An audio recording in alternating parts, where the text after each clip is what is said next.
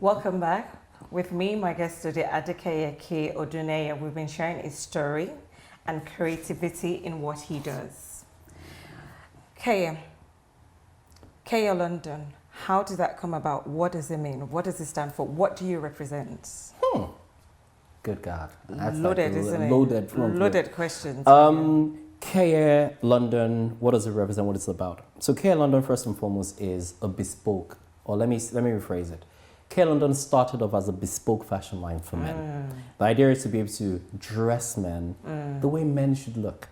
Okay. Not when, the crossroad I'm at, or the crossroad I've come to, is that I see a lot of men who dress because they dress younger to look cool.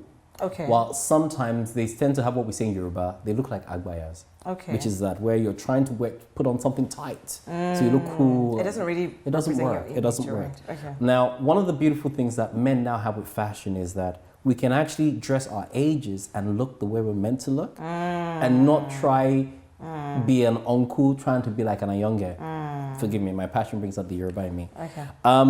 But now what Keye London is now growing into is now we're now becoming a one-stop shop for men. Okay. So we're now going into shoes, pocket squares, ties, bottoneers. So the other bits, so when we're dressing a man, we can embody his whole look together. T-shirts, shorts, all those are coming pretty soon. But the main thing behind Keye London, when I started, I thought it was all me. Okay. My mind taking control of what it shouldn't. But I remember I got to a crossroad where I wanted to quit because I wasn't seeing success the way I felt success should be. Within our community, one of the things, success is very much embodied by wealth. Embodied by, or let me rephrase that, embodied by cash. Okay. Because that's one of the other things, wealth and cash are two different things. Cash is what you can see, what you can buy, what you can do right now. While wealth is an investment, which is like, for example, right now, Keye London is valued at something.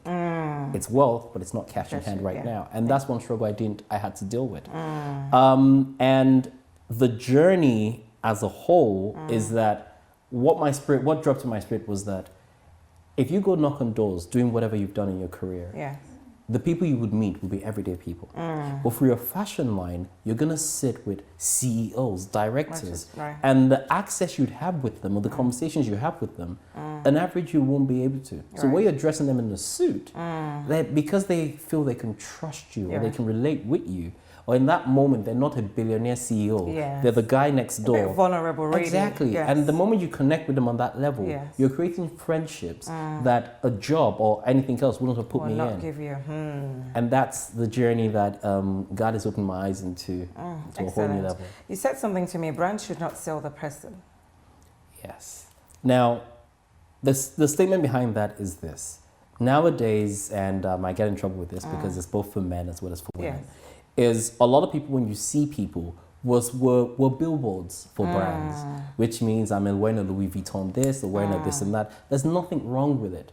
But the thing behind it is that if you actually look at a lot of our communities, within the Black community, and I'm saying that just based on what we visually see at the moment, majority of us need to wear labels to really say where we've shopped. While when you start to look as people become classier, or let me be careful with that so I don't get in trouble. When people start to understand their worth, what starts to happen is, even though they might be wearing a Louis V or a Gucci or whatever, you'd have to look hard to find the logo. Not that the logo is fully defined by you, and that's where you start to see the difference. So too many brands are defining people, while the truth behind it is, I want to look at it and go, oh, that's a nice dress. Who is it by? Not, that's a nice Gucci dress. I'm not complimenting you. I'm acknowledging the brand. But it should be the other way around. And that's what fashion, or that's what style is. Fashion is what everyone tells us to do. Style is when you give it a whole new definition, which is that. And also, there's another thing you said that really caught my attention is, you dress the body and the mind. Okay. So there's a phrase I started to work with, and this only came to light after I believe I started to get a clear understanding of what I do, which is once you dress the mind, the body takes shape, which is that. And what that starts to do is that when a client comes to me and says, I want a suit, the idea is, what are you aspiring for? Where are you going? What do you want to do with it? And the moment you get that, when you now start to plant the idea of what the person's image looks like, you capture their mind, whatever they're wearing becomes confidence. It becomes effortless. A big inspiration for me is Mr. David Beckham. And Mr. David Beckham would wear a grey suit like anybody else. But there's just something about the grey suit he's wearing that makes it look like it's more than what it is. And that's when your mind understands that everything I'm wearing is made for me, not the other way around. And that's where sensuality kicks in, confidence kicks in, style kicks in. You have to capture the mind, and then this is fluid. It will take shape.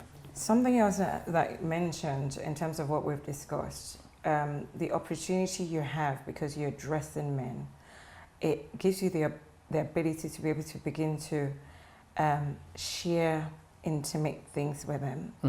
And I think also that's connected with the mind. It also gives you the opportunity to be able to find out and help them in terms of where they are, and even a platform to use to tell them a bit about how you've walked your walk and who's directed you and who's leading you and your relationship with God. That has led you into, I'm assuming that's led you into better men or better man. Tell us a bit about that, because I think that's quite fundamental to what you're trying to do. And I think from what you said, because you've started listening, you know, there's a total change in the focus that the Holy Spirit is taking you. Expand on that. Listening in capital letters. Thanks for emphasizing that.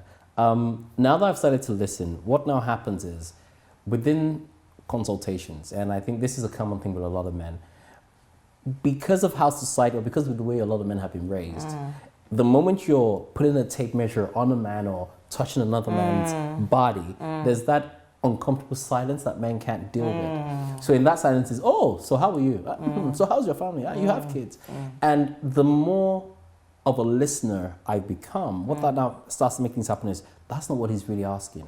It's, how are you? And it's almost like when someone says, how are you? That's a common ask. But when someone stops and says, how are you? That's deeper. It's deeper. And then the person just goes, for once, someone is not asking me for this or that. They actually care.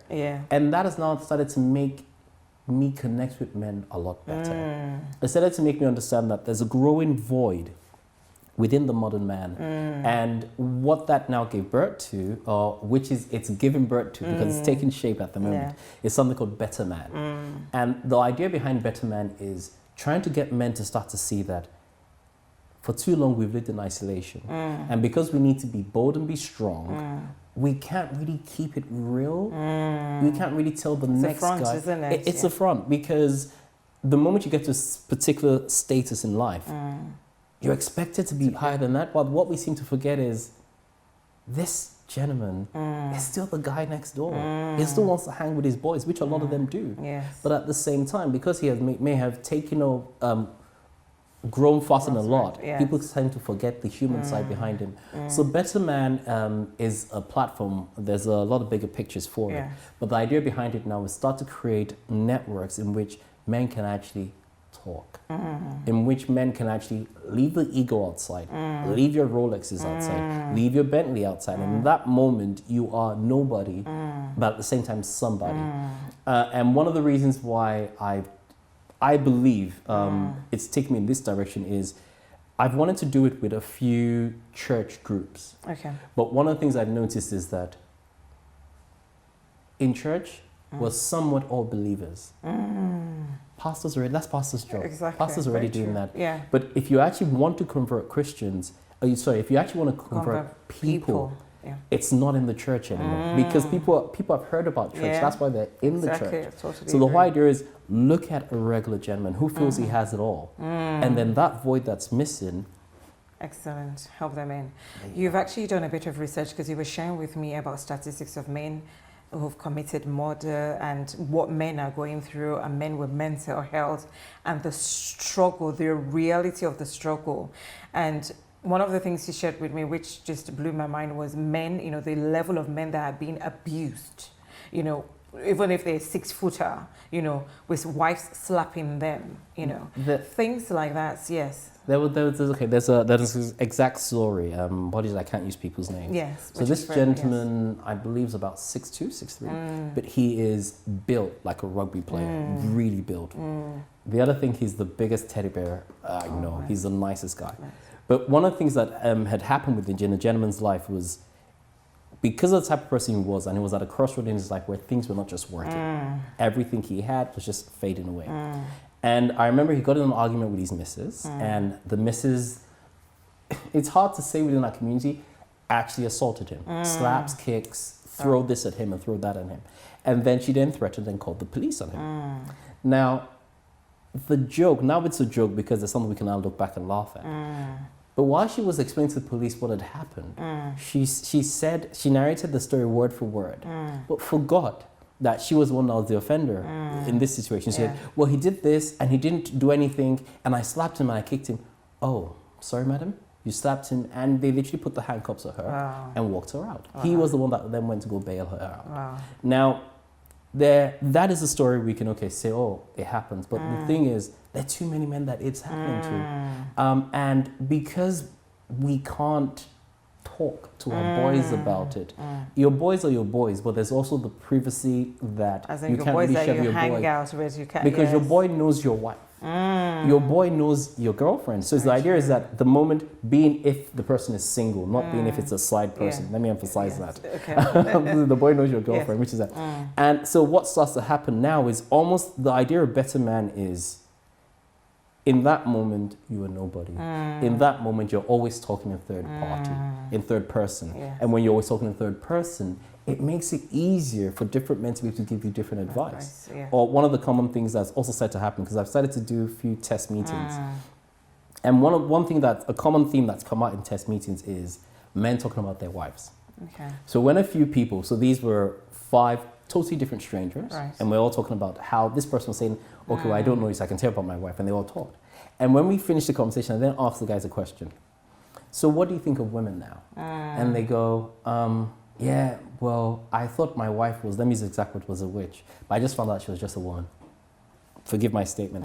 But the whole thing there was that where they're either being, the missus has done this or done that, the reality is it's not unique to you, isn't it? It's not. Well, because we've been living in isolation it's that. Or one of the pointers we talked about a while back, which was the element of W and M. We're going to need to round up with that one, yes. I wanted to hear about that one. Which is from the perspective you're sitting at. If I have W written in front of me, in your perspective it's M. And because I'm not patient enough to see where you're coming from, we're always going to see 2 different views. That's right. And that is one of the things we're trying to get us as men to move to the other side and see another perspective. Excellent. Thank you for that. As we just round up now, I just want, and I'm really hoping that you're better men, you're able to use it to reach men the way you want to. And one of the things I said to you is, there are different tools in which we can use to win souls and reach the lost for Christ. That's right. If your client base are men who are affluent or in positions of, high top positions in their organization, we do need men like you that will use whatever tool that God has given you, your creativity, to reach them and share the gospel to them and tell them about the love of Christ. God bless you for doing that. Thank you. It's been a pleasure having you on our show. Same here, man. Thank you. Thank you. Next week on Story Before Glory. Somehow I ended up in a hotel with Tim Westwood and this girl. When you're in Nigeria helps you pray. You pray for the mosquito that bites you not to give you malaria.